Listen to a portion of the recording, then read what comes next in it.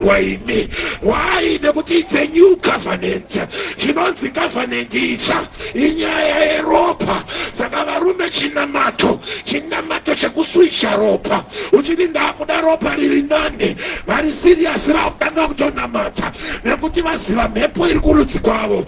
Nekuti Mwari ngaatibatsire. Iwe unoziya zviri kusimuka kurudzi kwenyu. Unoziya zviri kufamba kwenyu. Ita tonight is the night of the blood. Taita blood test. Veneka kuna baba mnini. Veneka kuna tete. Veneka rudzi rwako. Don't be ignorant. Woti Mwari wechi ndibatsirai. Mepo iyo andide pavana vangu. Mepo iyo andide kurudzi kwangu. Dati bari kairo ngarigarire ikoko. Dati suicide ngaigarire ikoko. Dati mepo emtoriro ngaigarire ikoko. Mwari ngaatibatsire. Zvese zvinotevera ropa. Ndine ropa riri kutaura zviri nani. Rakadeukira pamuchinjiko rikadeurira iwe. Dati zvako zvinoita. For too long wanga uchichema kuti zviri kuitwa sei. But the blood was deciding for you. May the blood of Jesus decide for us. May the blood of Jesus order our steps. May the blood of Jesus cleanse us. May the blood of Jesus cause us to overcome. Enda pamberi pamari pururu. Indo inoti anoda kuendako. Ngazviteurire. Zvinzwe uchinamata. Varume ngatingotanga nejambanja. Kuti tatongotanga ihe. Ukanzwa vekwedu venyika yekwedu. Vanoti Zimbabwe ndeyeropa. Kana vatodaro utoziva kuti zvapenda. Varume chiKristu ndecheropa. Nekuti pane ropa ranga richivhiringa life yedu. Richidetermine. Varume kuna akadeura ropa rake. Akadeurira isu. Kuti tirarame a better life. Grab that life. Declare that life. Pa life yekwako. Tanga kuna namata pururu. Kuna Mwari ari pakati pedu. Atisiye takadaro. Tanga tine mubvunzo yakawanda. Asi Mwari unotipindura. Varume kuna ropa rakadeurirwa isu. Ropa rinotaura zviri nane. Ropa rinotaura michato. Ropa rinotaura kuporeswa. Ropa rinotaura rugare. Ropa rinotaura nyasha. In the name of Jesus. Reba. Meaning kuti, watch me closely. Munhu anga kusikwa na vanhu vaviri. Anova Mwari nemunhu. Oh, unondibata. Munhu anga kusikwa nevanhu vari. Anova Mwari nemunhu. Ndikudzokeredza ndisikuita mistake. Munhu saka zvoreva kuti munhu, a human being is a co-created being. Zvoreva kuti akasikwa navanhu vangani? Okay. Now, kana asikwa navanhu vaviri. Zvoreva kuti Mwari vane responsibility yekusika munhu wacho omwera. Wavari kuburutsa mune munhu. And my parents vane responsibility yekumolda munhu. Kuti mukatasa face yangu. Asi Mwari, aisi mino ya Mwari. Imino yekumanyasara ndekwedu. Ukauya kumanyasara ndekwedu ndobono nyasara kuti okay ndoko akabva kaindi. Tikaona utema hwamunao hausi asi Mwari. Ndivabereki vekwenyu vakaita choice vanga vari vatema vese vakabuditsa kind yako. Ende unotoona kuti mino iri pauri ndeyatete, gotsi iri pauri ndeyadzodze yababa vako. Zvese wakamoldwa from your family. Takwenda panyaya yedu mani. Saka zvoreva kuti kana wakamoldwa, saka zvoreva kuti Mwari vakaisa pati yavo yekuunza mweya. Vabereki vakaita pati yavo yekumolda munhu. Saka wamoldwa, saka you are a co-created being. Ndosaka uchiona kuna Ephesians chapter number 6. Ichitsanangura kuti kudza baba vako namai vako wokoyo. Kuti udi ugare zvakanaka panyika wokoyo. Kuti ugare makore akawanda. Saka zvoreva kuti nokuda kwekuti my parents akabatsirana naMwari kuunza iwewe. Zvakare vese vanopiwa legal right wokoyo yekuti vadetemaine marebero eupenyu hwako, vadetemaine magariro akanaka eupenyu hwako. Hauna kuninzwa? So the spiritual authority ine my parents ako akusiri kuona nyaya yangu asi ndikufura neko. The spiritual authority in my parents they co-created you together with God. So about the body, God provided the spirit, and your parents provided the body. That's why wakafanana nerudziro kwako. Saka even my parents ako ane spiritual authority. Patiri kuti spiritual authority shoreva kuti life yako ya wakurarama pano. Even my parents ako okoyoyi vanobata vane simba rekudetermine pano gumira upenyu wako. Vane simba rekudetermine magariro akanaka ako. Regani vanataura because you are a co-created being. Shoreva kuti Mwari lega avasirivo vane sole legal right yekuta kufa kwako panyika kana kugara kwako panyika. Saka usaterere vakakubereka nekuti vakakubereka vakashanda pamwe chete naMwari kuti uve papano. Nasi ungaite sewadzidza ungovadarika imbasera, ungaite sewaita mari kuvadarika, but don't despise vabereka because they co-created you together with God. Vane spiritual authority over your life to determine panogumira upenyu wako, determine magariro akanaka ako. Rega nditaurire vabereki imbasera pasiripo pane script yangu. Vabereki zvoreva kuti nyaya isi yekuperera pakuendesa mwana kuchikoro, nyaya isi yekuperera pakumupa garisa zvakanaka, nekuti mune power rekuti mwana agare zvakanaka. Zvoreva kuti chikoro chakanaka right, but the blessing yekugara kwazvakanaka ndini mumuromo menyu. Nekuti dai vanhu vasina power rekuti kugumisa upenyu, dai pasina ne right yekupedza upenyu hwemunhu, but nokuda kwokuti mubereki akanyarara ndiye anopa muroyi power rekutora upenyu, nekuti anenge achinzi baba vacho vakanyarara, amai vacho vakanyarara. Saka zvoreva kuti muroyi wawana simba kutora upenyu hwemunhu nekuda kwokuti mubereki anodetermine mabviro emunhu panyika akanyarara. Saka chibvunza mai mwana ari pasaidi kuti nemaberekere enyaya muri kutaura chii pavana venyu?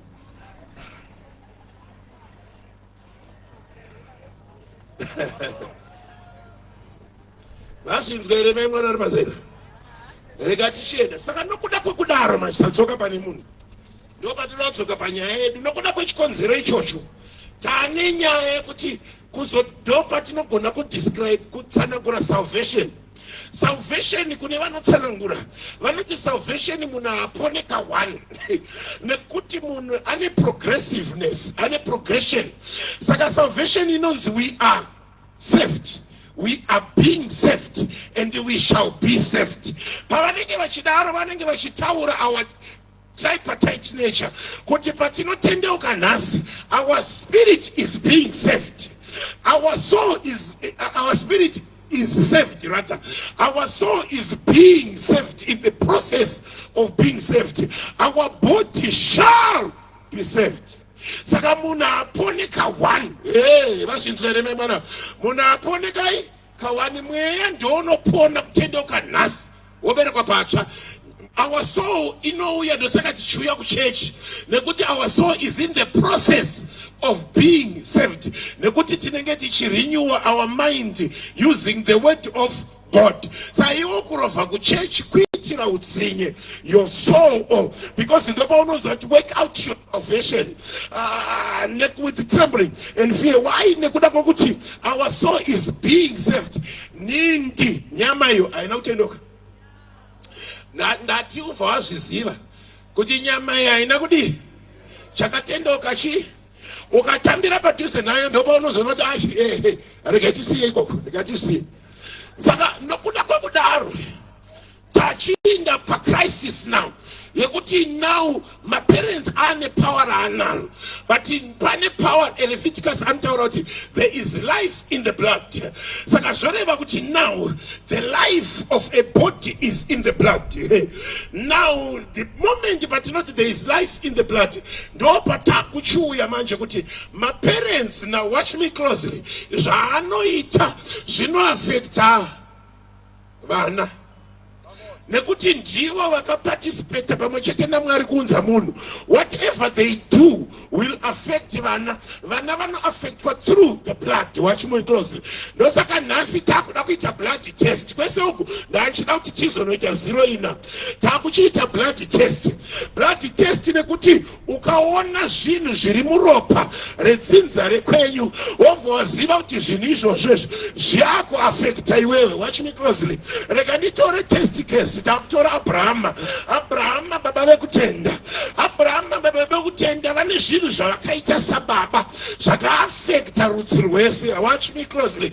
Saka zvoreva kuti vamwe vanga vakuteera vanga vakuaffectwa neropa. Zvoreva kuti the blood was making the choices. Number one, Abrahama akatora mudzimai wakanaka anonzi Sara. Akatora mudzimai akanaka anonzi Sara. Atora anonzi Sara, you discover kuti Isaac asiri akanotora mukadzi. Kwakatumwa muranda Isaac ari mugomo achinamata patakanouya nemukadzi akanaka nekuti mukadzi akasarudzwa neropa. Akasarudzwa neropa rababa vake Jacob achienda mwana wacho waIsaac. Bhaibheri rinoti akasvika achinotarisa mukadzi akaona zvakare mukadzi akanaka Rachel. Tisatenda kuna Leah nekuti first choice yake yanga iri Rachel. Saka zvoreva kuti vakadzi kurudzi vaIsraeri vaisarudzwa neropa. Unondinzwa? Saka nekuti ropa ndoraimeka machoices. Ndopa unoona kuti vakadzi vese vaAbrahama akatora mukadzi asingabereki. Isaac akatora mukadzi asingabereki. Jacob akatora mukadzi asingabereki. Vese vaisarudzwa neropa. Bhaibheri rinotaura kuti vese vakawanikwa patsime. Sara akawanikwa patsime. Rachel akawanikwa patsime. Leah akawanikwa patsime.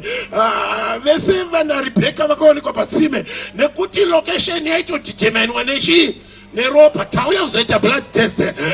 Saka zvoreva kuti Bhaibheri rinotaura richiti saka zvoreva kuti matambudziko ese aunosangana nawo ukachiita blood test life yekwenyu ndopa unoona pazviri kubva. Una kuninzwa? Unoona pazviri kubva kuti zvakatanga kudzinza redu. Asadedeko koregani musanangura Abrahama akazoita mistake. Aita mistake yakaita ateerera Sara.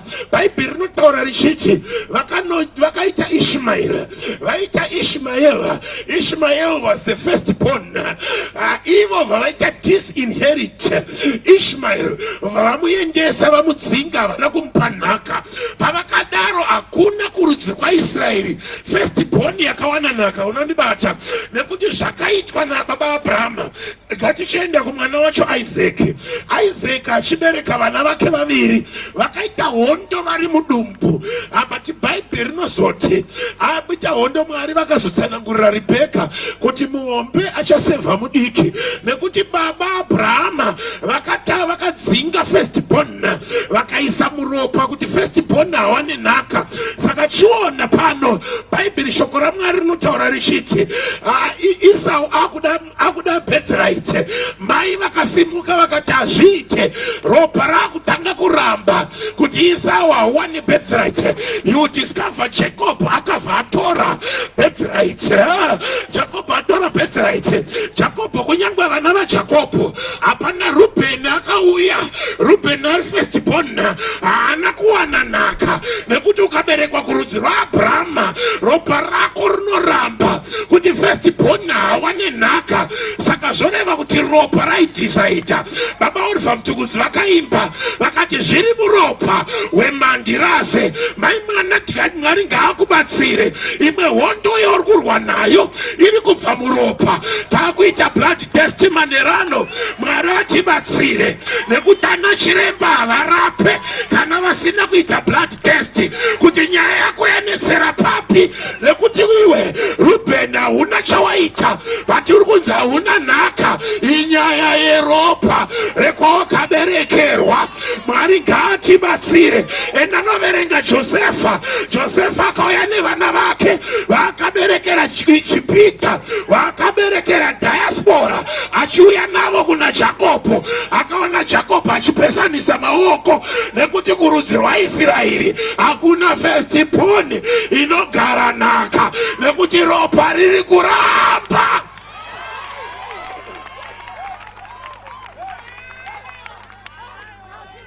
Ropa rekwaAbrahama haribvume kuti firstborn inogarwa nhaka nekuda kwezvakaitwa nemadzibaba. The devil is a liar. Saka zvoreva kuti chinoitwa nababa vese chinopinda muropa, then ropa rochidhisaidha. Varume Mwari ngatibatsire manherano. Tine ropa rekwedu riri kutidhisaidhira tunhu ndati nyama isati yapora ivarume chakapora mweya asi ropa. Saka zvoreva kuti mumwe nemumwe anorora mai vake. Varonbata ndosaka uchiona murora namwene vachinetsana nekuti ukauya usina kurora mai vako nekuti ropa rinoramba auya.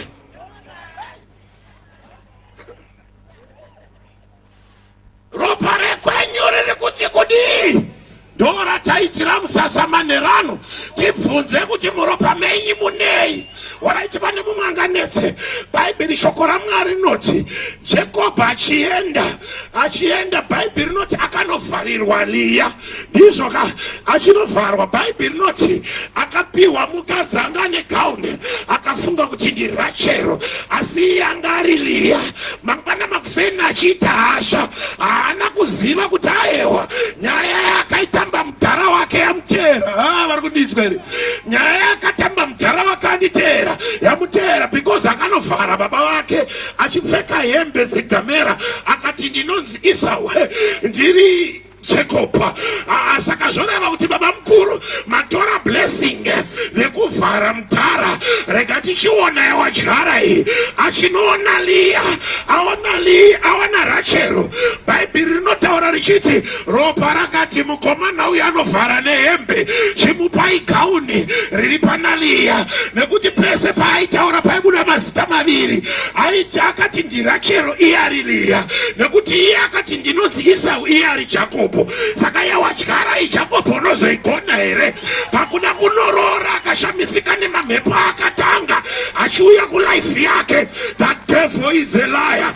Achidaro Bhaibheri rinotaura richiti mwana wake kunyangwe mwana wake Judha akaita madhira ake akati Tama dzokera.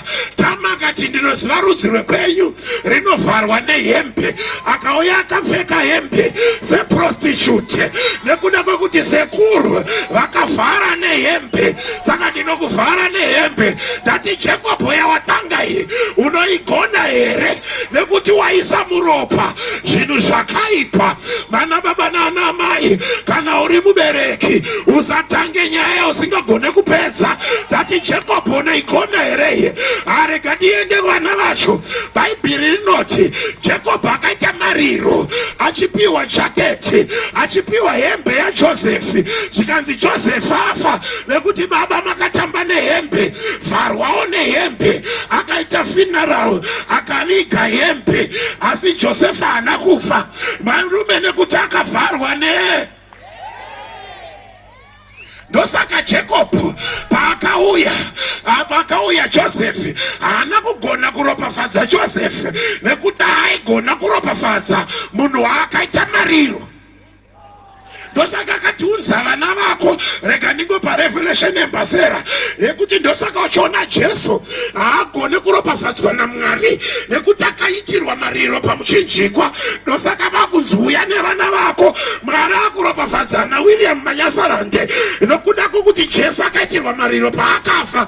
Ndati blessing yangu. Ndosaka ukaona Josefi akanzwuya naManase iwe handina chokutaura newe nekuti ndakachema ndikakuviga. Ndati Jesu akachemewa akavigwa naMwari. Mwari paakataura kuti mani Mwari wangu mandisirei. Saka now is my turn. Kana Mwari watarisa inini haasi kutarisa Jesu nekuti Jesu akaitirwa mariro kare. Ndauya kuzokuudza kuti your first choice yamudhara nekuti Jesu watinoziva akaitirwa mariro kare. Usanyemerwe nemhepo dzekumusha kwenyu uti kuna Mwari wakaitirwa mariro kare. Ini ndiri product yemuchinjikwa.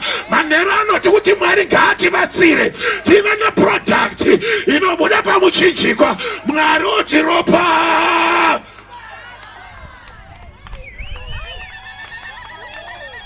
Ndosaka wakaona Davhidhi pamberapo akasvika paakuda kunokurwa hondo.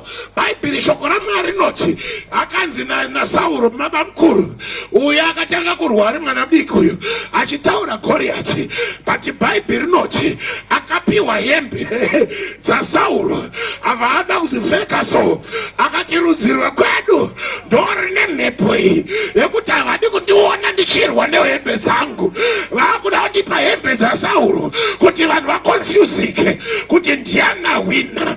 But Davhidhi akati idzi handipfeke nekuti zviri muropa remudhara wekwedu kundipa hembe dzisiridzo.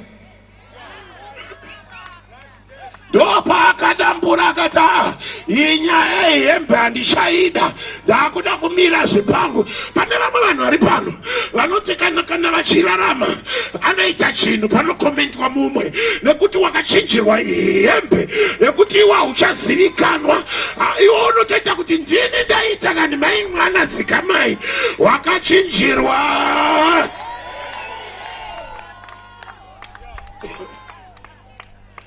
Zvazvoreva kuti baba Abrahama vakatangawo yavo yekunyeba. Isaac vakadzi vacho vakatanga kunyeba. Jacob akaberekwa iri nhubu chaiyo chaiyo, dai pasina Mwari akazopindira.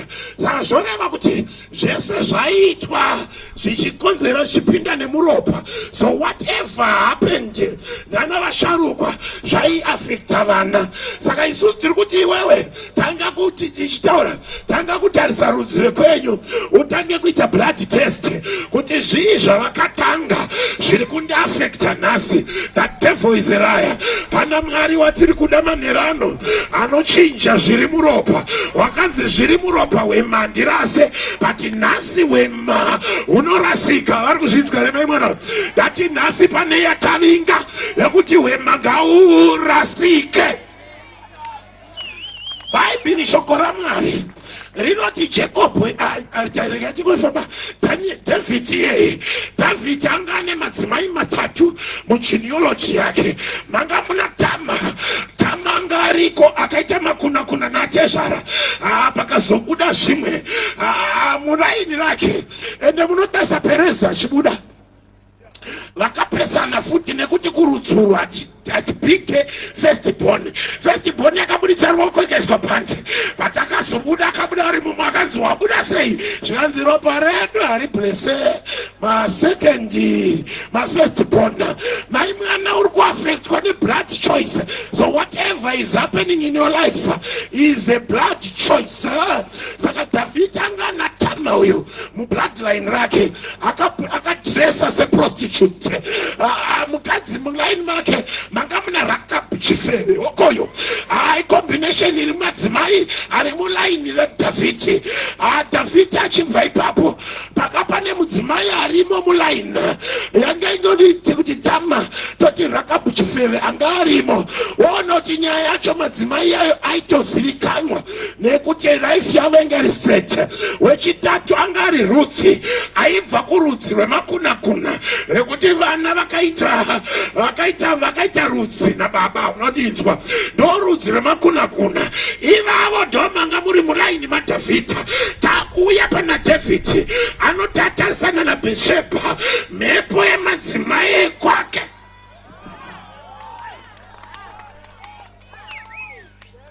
Mhepo yemadzimai ekwake kamuvinga. Ndinonakidzwa akuzopa akukonfesa kuna Mwari. Anoti ndakaberekwa mubereko yezvivi ndanga ndisina choice. Nekuti ropa raindidhisaidhira zvekuitika. Usakasika kublema Davhidhi usingaziye kwaakabva. Madzimai aya abuditse munhu straight unodinzwa.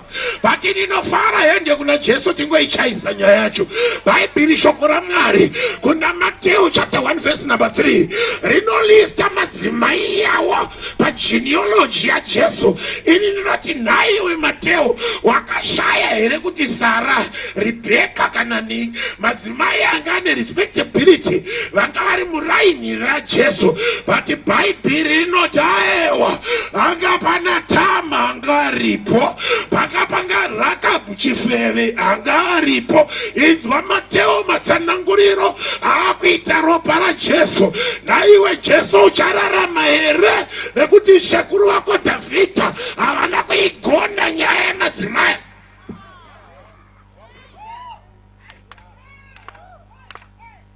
But bhuku yedu inotaura madzimai 4.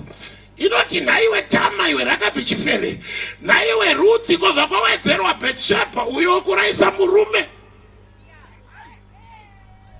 Vanga vari muraini raJesu. But ndinofara nemusharukwa naJesu ane ropa rakashata kudaro akararama upenyu hwakarurama. Zvoreva kuti ropa rinokundika varume kunyange une background yakashata. Jesu wedu akararama a holy life. Iye ane background yanga yakaora, anga ane background yanga ine ufeve, anga ane background yanga ine meta. Mateo akanyora nyaya iyi kuti atibuditsire kuti you are not alone, but you are stop blaming your blood. There is someone who overcame. He is Jesus Christ. Varume manheru anotauya kune murume akakunda. Mamhepo ari kunetsa kumba kwenyu kune murume akakunda. Matambudziko ari kunetsa mulife yako kune murume akakunda. But ndisati ndamubata rega ndibate iwewe. Saka rega ndifambe nekurudzi kwenyu pururu. Saka zvoreva kuti mai mwana musazorora kana baba munini vatora mukadzi wechitu. Zvoreva kuti mublood renimi mane polygamy. Mai mwana wenyu achatora futi. Usadzikame namata kana kubloodline yenyu kune akaita suicide. Mai mwana zviri kudzoka pavana. It's not time yekuzorora. Takuita blood test mulife yako. Ndiri kuda kuti uzive kuti anything that happened mubloodline yako zvinoudza tinoti mapropensities kana mainclinations mulife yako. Zvoreva kuti zviri kuuya nekuti zvaadmitwa muropa. Unakunizwa? Saka Satani kana achikuedza anongotarisa zviri muropa, anongoverenga ropa oziya zvaunogona nezvaunoita, nekuti ropa rako ndorine choice. That iwe ndakagara ipapo bvunza life yako kuti nemaroyero anoita vekwedu ndinoibuda here bloodline iri, nemane ufeve unoitwa kwenyu ndinoibuda here nyaya iyi. Waraiti rega ndisiyane newe, rega nditaure ndikumunyasarande. Manyasarande ukaona unoti nezvigure zvavanoita ndati unoibuda here nyaya iyi. Ane urombe uriko kumanyasarande ndinoibuda here nyaya iyi. Zvoreva kuti kana ndakunamata varume ndinonamata ndiri serious, nekuti ndikatora blood test ndinoona kuti mune zvigure zvirimo, mune uroyi urimo, mune kudofo urimo. Oti Mwari ndibatsirei, ndakuenda kuna akakunda. Saka zvoreva kuti choice yako iri kuafektwa neropa rako. Tiri kuuya kuzosuka ropa varume. Ndosaka Jesu akadeura ropa pamuchinjikwa. Chaakadeurira ropa pamuchinjikwa aiziva kuti matambudziko evana vevanhu ari kuoriginata muropa.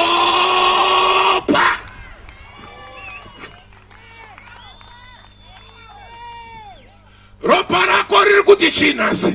Nasi handisi kumubata nevakutanga kutendeuka, nekuti tine vakatendeuka kare. Vari kuti vakaita blood test vanoona kuti mai mwana Mwari ngaandibatsire. I need Jesus today. Varume achisi kuti akatendeuka pane ropa riri pakati pedu. Anotaura kuti ndine ropa rinotaura zviri nane kudarika raAbheri, kureva kuti ropa rinototaura richiti ayewa iyo ndo choice yedu manje. Saka zvoreva kuti kune vamwe vakadzi vakarorwa kubva kumumba kwavo vachitadza kugara zvakanaka. Varifunga kuti vari kurambwa nedzinza, ivo vachirambwa neropa. Ropa rekwenyu riri kuti chii? Until a time tachinja ropa iri, mai mwana zvinhu zvinoramba zvakaoma. Ndosaka tiri kuti Mwari ngaatibatsire. Musasa uno watavinga manherano ndewekutanga kuita blood test tisati taenda, nekuti kunana chiremba vakaita blood test ndo pavanozo vanozoziva marapiro, but yedu inofadza nekuti Jesu wakazviziva kare kuti kune ropa rekwenyu rinotaura akati I have a blood that speaks of a better covenant than the blood of Abel. Dati kune ropa rekwenyu rengozi rikuti ndiripirwe, but tiri kusimudza ropa la Kristu Jesu varume, ropa rinongobuda pese pese rakabuda pamuchinjikwa. Iyo crusade ino tine nyaya yepamuchinjikwa yakavinga nenyaya yepamuchinjikwa, ine nyaya iripo pane ropa rakadeuka, pane ropa rakadeuka. Ropa iroro rikauya mukati meupenyu hwako rinochinja upenyu hwako. Jesu anotaura pana John chapter 6 anoti ropa iri mukadya muviri wangu mukadya ropa rangu muchamuka mazuva ekupedzisira. Pandofarira ndepekuti mukadya ropa rangu mukanwa ropa rangu ndichauya ndoita ugaro hwangu mamunemi. The moment yaadaro zvoreva kuti taakudzima mweya wamanyasarande wanga uchiuya, nekuti pane akugara matiri of a different blood. Varume hatina kutengwa nesirivhara nendarama, asi takatengwa neropa raJesu. Ropa raJesu rinakatitenga kuti bvisa kumarudzi. Vana riro iripo nekuti zviri kunetsa vana vevanhu vari kunetswa nezviri kutevera ropa. Unongonzwa usingade nekuti rudzi rwenyu nderebarika, unotizirwa pasina mimba, wotizirwa nevanhu 3. Mwari nekuti kwenyu ropa nderebarika, asi manerano Mwari ngaatibatsire. Kwenyu kune ropa rinoti hamudarike 40 years panenge pane chirwere chasimuka, tonzi chirwere chedzinza. That devil is a liar. Manerano Mwari ngaatibatsire. Pane ropa varume rinotaura zviri nane, ropa raKristu Jesu. Mwari ngaatibatsire manerano. Ndiri kunyengetedza Jehovha changamire mupenyu kuti there is a price yamakatitenga nayo. Price iyoyo nderopa raJesu. But patinongonzi takatengwa kune kwatakabva. Bible redu rinotaura kuna Revelation chapter 5 kuti makatengera Mwari wedu neropa regwayana vanhu kubva marudzi. Zvoreva kuti ropa raJesu rakatibvisa kumarudzi, rikatibvisa kunyange kumitauro, rikatibvisa kwose, rikatiendesa kuna Kristu. Manerano ndauya kuzodeclare kuti taakuenda pamuchinjikwa.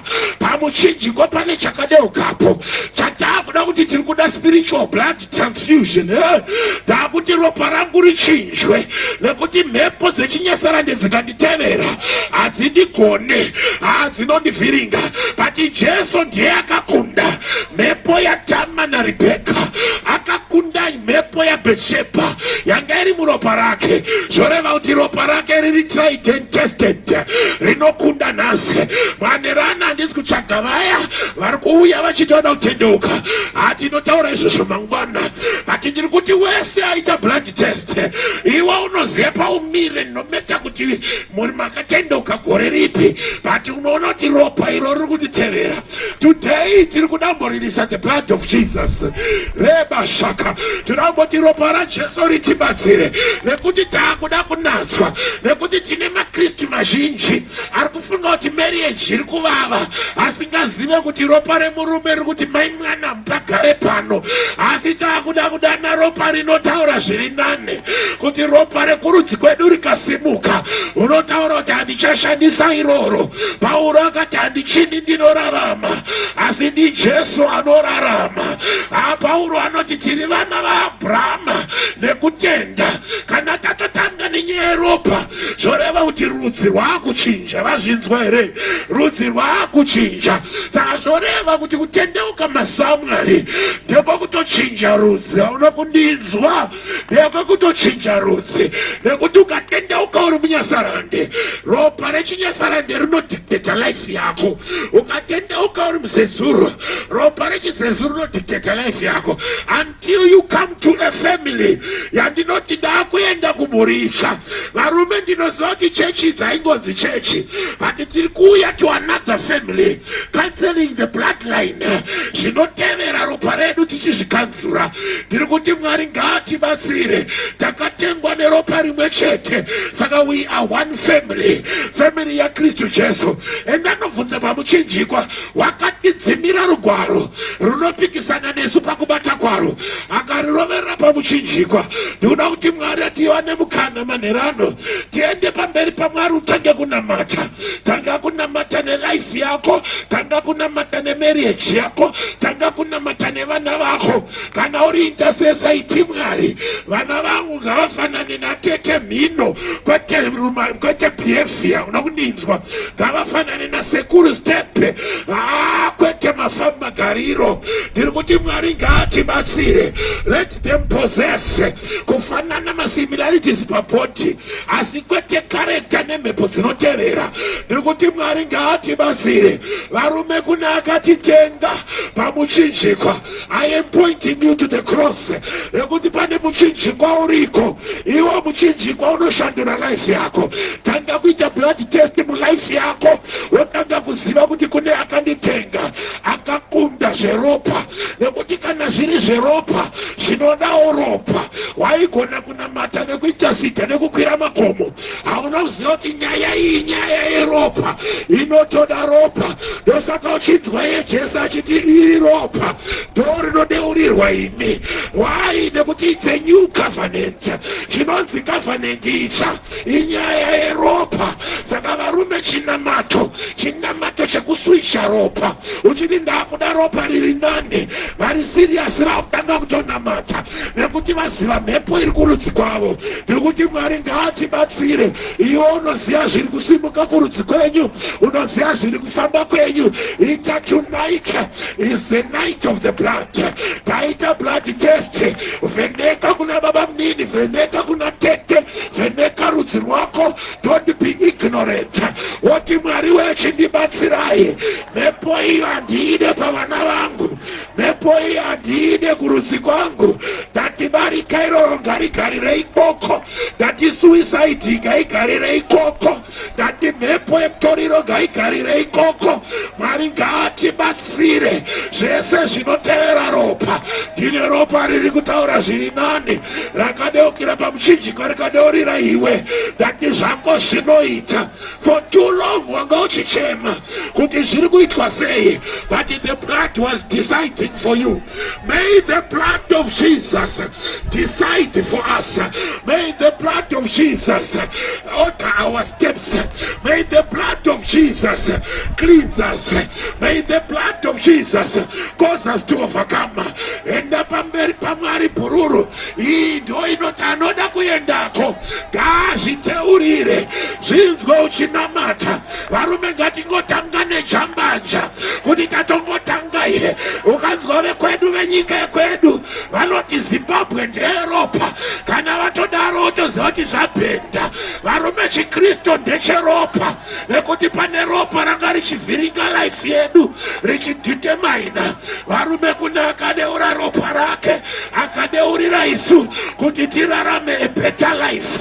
Grab that life, declare that life palife yekwako. Tanga kunamata namata pururu.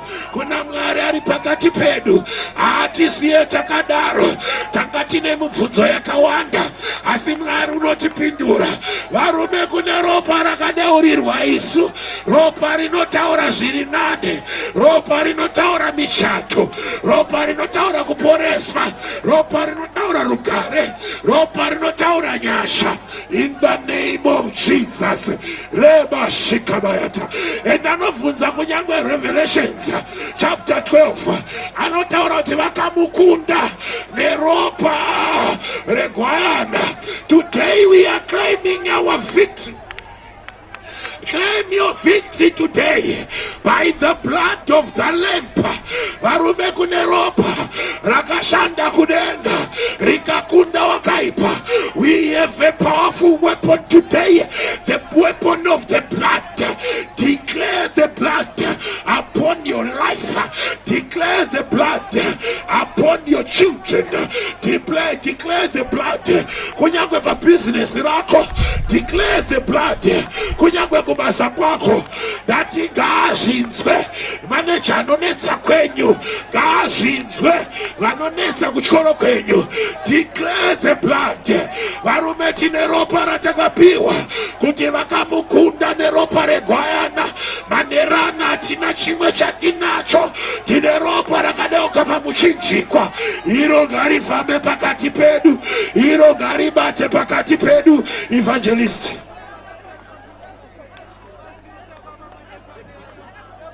iwe ramba uchinyengetera.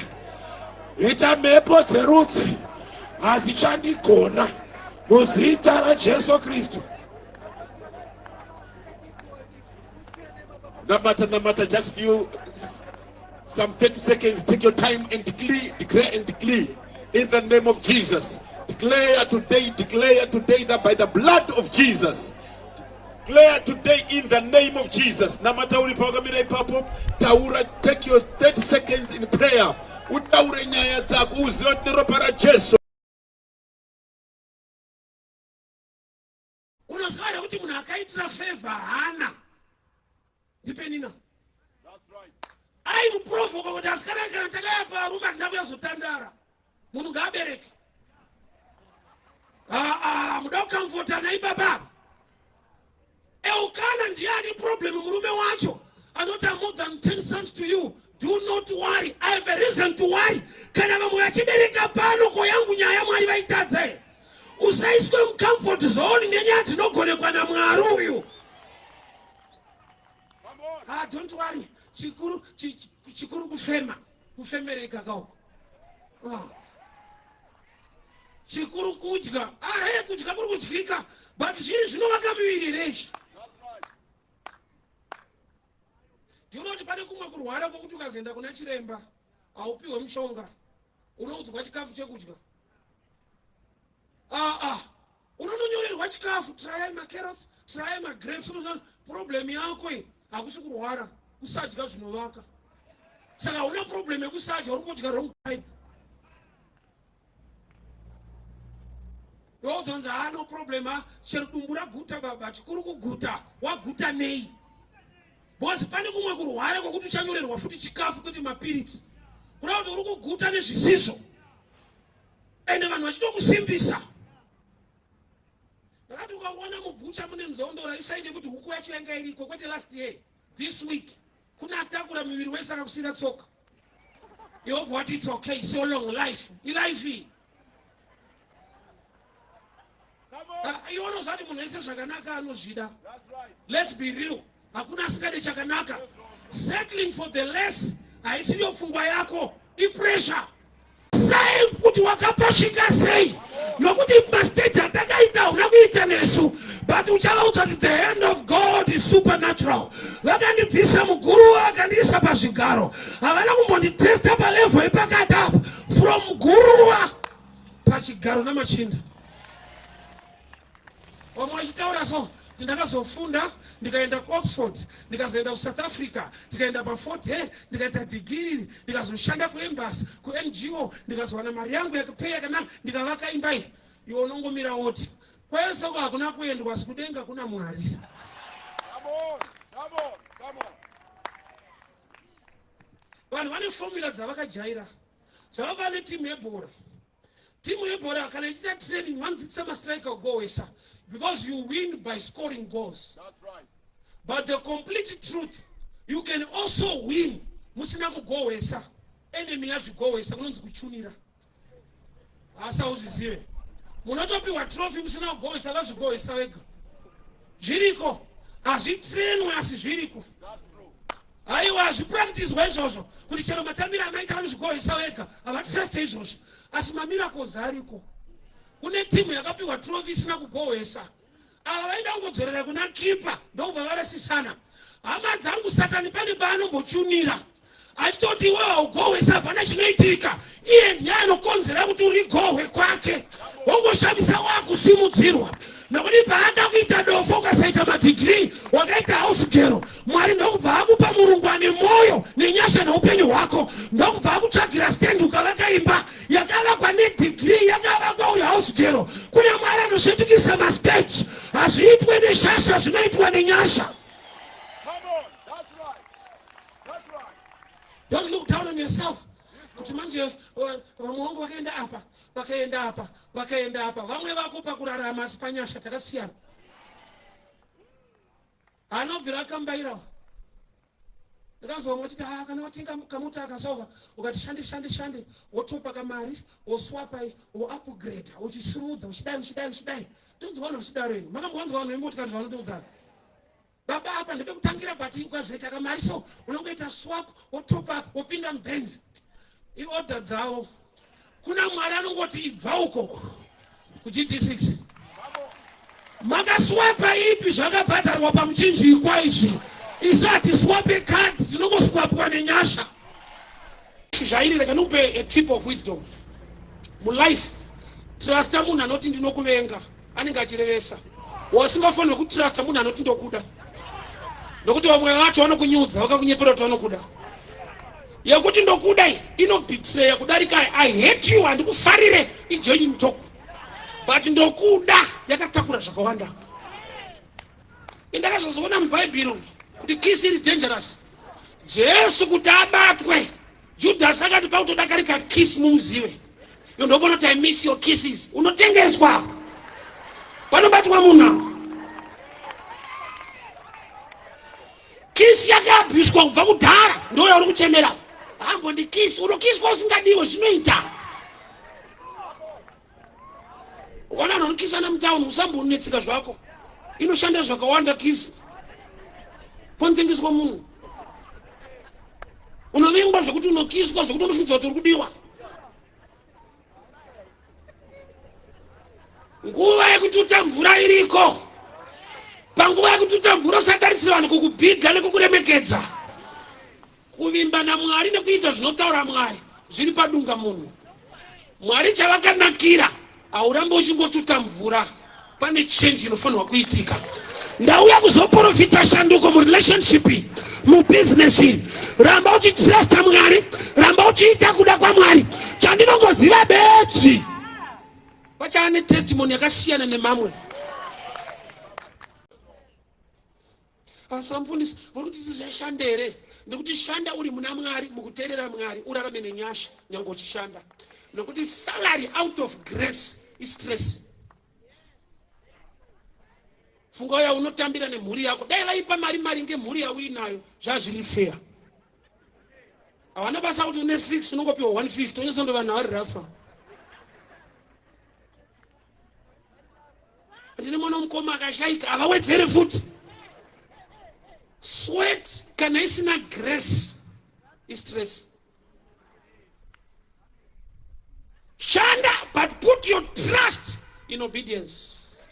Varume tikatuta mvura kana Jesu asina kutaura hainake ende haichinje but kana ari Mwari ataura tikatuta mvura panguva yekututa apa unombosekwa but kana mukuru wemutambo anwa unopigwa ichasvika nguva yekuremekedzwa but pane a process of time yekumbosekwa nyika ngaiseke asi kudenga kuna Mwari. Usatarisire vanhu kukubhiga uchituta mvura bosi ichiri mvura katime kemvura takakararama tichiitutiswa yakashandurwa zvekuti naiwo wakapedzisira kuti saka zvaitwa naMwari mukati nai wavana mutambo ufika kuti uri wega ka. I remember ndichitanga ndiri muranda washe mazwano nda man of God nyasha baba ayawainikai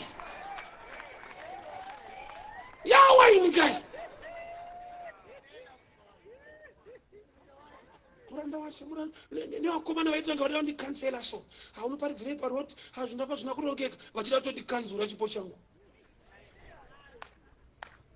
inoita waini ini waini ndakaionai takatuta mvura mumastreet tikatuta mvura hapana mamanzi mvura ndoranzi GD6 nyowa mvura maplastic utore 50,000 unozoona kuti waini iye yakubatika but mazuva takatuta mvura taiva mabalance pameso evanhu but izvezvi osakana zvanakawo futi vanhu vanonoke kuchinja. Ndakazoona kuinbox kwangu nemunhu wandisingazivi kuFacebook hai handsome ndiri handsome nai ko yawaini kai usatambe newaini inotapira mani unonaka ndikukutaurira hai handsome 848 pesa apa pana iripo ngo kana mvura uchiri kututa so hakuna nobva kuti continue keep it up, tuta mvura. Why? Because paka shorter wine. And we are fetching water. That's encourage somebody. Zakataura marine zirutara maramba uchita. Nyika ikuremeketse kana chati chabatika. But mwari vano respect your faith and your trust, obedience. Mvura ikatutwa.